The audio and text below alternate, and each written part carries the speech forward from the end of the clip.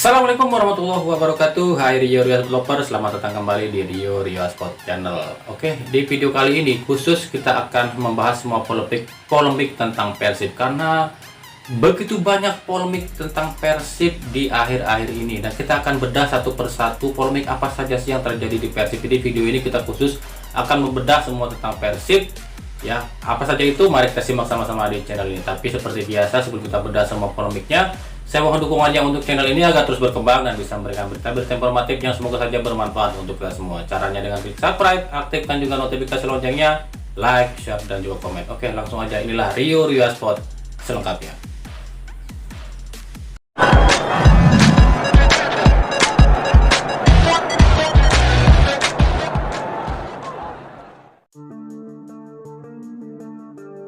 Usai hasil buruk di seri 3 dan 4, Persib Bandung terus diberitakan dengan fakta-fakta mencengangkan, khususnya sang pelatih Robert Rene Albert.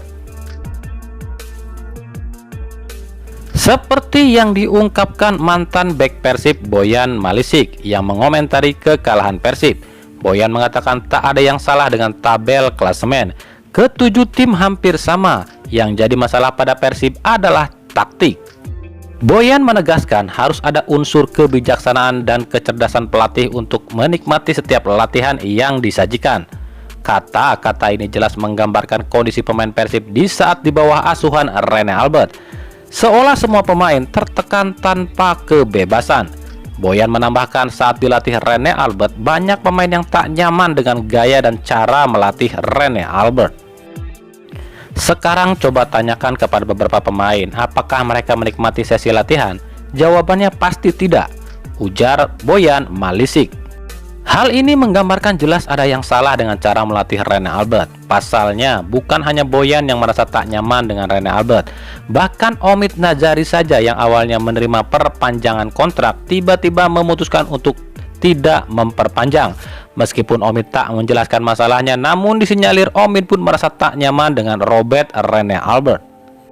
Bahkan jauh sebelum Boyan dan Omid yang merasa tak nyaman dengan Rene Albert, sejumlah pemain pun sempat merasa tak nyaman dengan Rene Albert, seperti Alfreanda Dewangga, Beni Okto, Gozali Siregar, hingga Haryono yang merasa sakit hati pada Robert Rene Albert.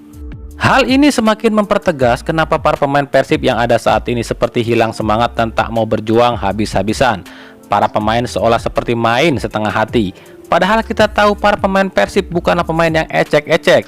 Semua punya kualitas, namun kualitas itu seolah hilang di tangan Robert Rene Albert. Bobotoh terus mendesak manajemen Persib agar dinasti Belanda di Persib segera lengser dan hancur. Pasalnya sejak ditangani dinasti Belanda, Persib jauh dari harapan.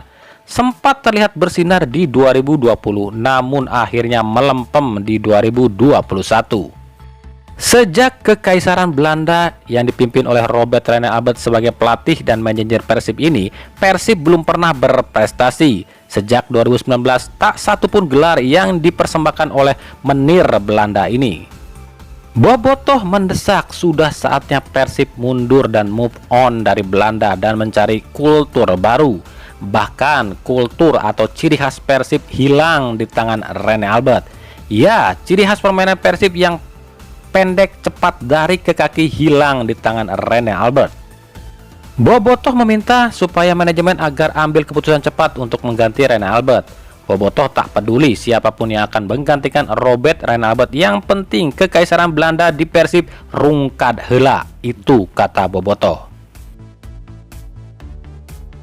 Namun ketua Viking Persib Club Heru Joko belum berkomentar apa-apa soal melempemnya Persib ini. Ini yang membuat sejumlah komunitas Bobotoh kecewa dengan Viking Persib Club yang dianggap antek-antek manajemen. Seperti Viking Distrik Cikarang yang menyatakan mundur dan vakum karena aspirasi mereka tak disampaikan oleh Viking Persib Club. Viking Distrik Cikarang mengatakan sudah tahu Persib melempem, tapi Viking Persib Club cicing wae alias ngajedog tanpa ada teguran pada manajemen Persib. Jika nanti lawan Borneo FC Persib kalah lagi, maka tak ada kata maaf lagi untuk Ren Albert. Boboto pun pasti akan demo besar-besaran. Sejak putaran pertama, Persib memang sudah goyah. Para pemain Persib seolah hilang semangat di Liga 1 2021 ini. Namun ternyata di antara 30 pemain Persib ada satu sosok yang selama ini kami lihat menjadi pelindung bagi Persib. Ia berjuang mati-matian membela Persib, tak peduli kalah, seri maupun menang. Dia adalah Teja Paku Alam. Ia bukanlah putra asli Bandung atau Jawa Barat. Ia adalah putra Paliaman, Sumatera Barat. Namun dedikasi dan daya juangnya bagi Persib patut diacungi jempol. Berkali-kali Teja mampu menjadi tameng bagi Persib di saat para pemain lain kedodoran. Tak ada kata ngeluh atau loyo bagi Teja. Usai pulih dari cedera, Teja 100% berjuang untuk Persib. Bahkan kami sering melihat di lapangan Tejalah yang sering berteriak menyemangati rekan-rekannya agar tidak loyo. Padahal dirinya bukanlah kapten. Entah akan ada di posisi berapa Persib saat ini jika Persib tak memiliki Teja Paku Alam di bawah Mistar.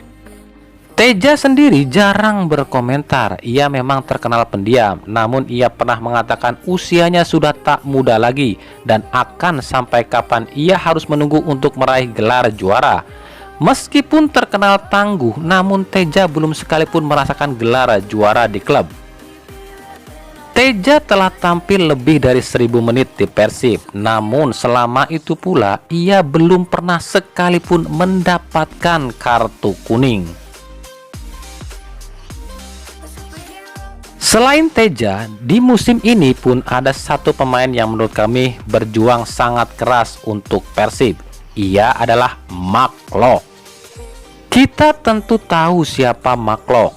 Di tim manapun ia bermain, ia selalu menjadi pemain andalan dan pemain kunci di tim itu.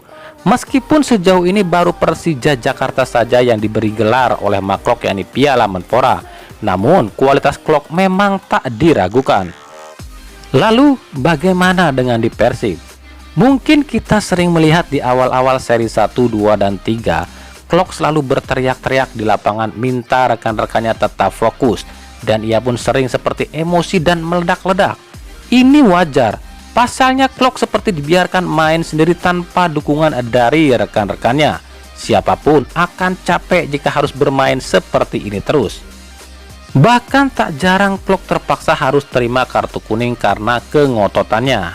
Ya, Klok adalah pengoleksi kartu kuning terbanyak Persib sejauh ini dengan 7 kartu kuning. Lalu, apa yang salah di Persib sehingga pemain sekelas Maklok saja tak berkembang di Persib? Bos Persib Bandung Teddy Cahyono akhirnya membeberkan alasan kenapa Stefano Lillipali gagal ke Persib. Menurut Teddy, pihak Persib telah menunggu jawaban Lillipali hingga detik-detik terakhir jendela transfer. Namun tiba-tiba pihak Bali United mengumumkan jika Lillipali telah didaftarkan sebagai pemain Bali United untuk putaran kedua, yang artinya Lillipali tak bisa lagi pindah ke klub lain. Ini untuk kedua kalinya Lillipali gagal bergabung dengan Persib. Di awal musim lalu ia pun sempat menghilang dari Bali United dan bernegosiasi dengan Persib.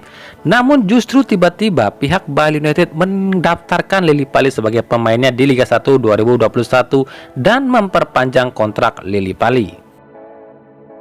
Sampai jam 14 lewat ini memang belum ada pemain baru, tapi kalau nanti malam tiba-tiba deal kan ceritanya beda, ujar Teddy Cahyono. Kita udah tunggu sampai jam 12 malam, tapi ternyata yang bersangkutan sudah terdaftar di klubnya. Ya batal deh, ujarnya lagi. Sementara itu, Indra Mustafa dipastikan tak akan bisa memperkuat Borneo FC hingga akhir musim ini selesai. Hal ini lantaran status Indra Mustafa. Bos Persib Teddy Cahyono mengatakan sejak awal Indra sudah didaftarkan di Persib untuk di paruh musim kedua ini. Namun ketika tim hendak berangkat ke Bali, Indra tak hadir dan tiba-tiba diumumkan sebagai rekrutan Borneo FC. Pihak Borneo menyalahkan pihak Persib yang dianggap mempermainkan Borneo dengan tidak memutus kontrak Indra Mustafa. Padahal menurut Teddy, Persib sama sekali tak memutus kontrak Indra. Namun Indra lah yang hengkang tanpa pamit. Jadi di sini jelas Indra lah yang salah. Di Persib Bandung sendiri ada beberapa pemain muda di musim ini seperti Kakang Rudianto yang berusia 18 tahun, Mario Jardel 21 tahun, Bayu Fikri 20 tahun, Ardi Maulana 20 tahun, Dimas Pamungkas 17 tahun, Saiful 19 tahun, Ferdiansah 18 tahun, Rafil Sandika 20 tahun, dan Beckham Putra 20 tahun. Namun dari sejumlah pemain muda ini hanya Beckham Putra dan Bayu Fikri saja yang sering ditampilkan. Jardel sempat ditampilkan 2 kali, itu pun hanya beberapa menit. Sementara yang lainnya nihil. Padahal jika sering diberi kesempatan tampil, para pemain muda ini bisa tambah berkembang. Bahkan bisa saja jadi pembeda bagi Persib. Pelatih Robert Dena Abad jarang sekali memberi kesempatan bermain pada pemain muda. Ia lebih suka memasukkan pemain yang sudah berumur. Padahal dari segi fisik, yang muda justru lebih bertenaga. Memang dari segi pengalaman masih minim. Namun apa salahnya jika mencoba pemain-pemain muda? Apalagi kualitas Persib sekarang ini sedang buruk. Persib butuh pemain-pemain cepat dan energik. Jika harus terus memakai pemain-pemain instan, mau sampai kapan sementara strategi terus terbaca oleh lawan? Oke, itulah tadi Rio Riasport edisi khusus Persib Bandung ya. Buat kalian para bobotoh semua, doakan saja Persib yang terbaik dan bisa berjuang lagi dan bisa jauh lebih baik lagi di sisa-sisa pertandingan seri 4 ini ya. Ikuti terus berita-berita sepak bola khususnya Liga Indonesia dan pernak-perniknya hanya di Rio Sport. Terima kasih yang telah menyaksikan video ini dan mengunjungi channel ini. Kritik dan saran selalu kami nantikan di kolom komentar atau di media sosial kami yang ada di bawah ini. Sampai jumpa di video-video kami selanjutnya dan salam Rio Sport.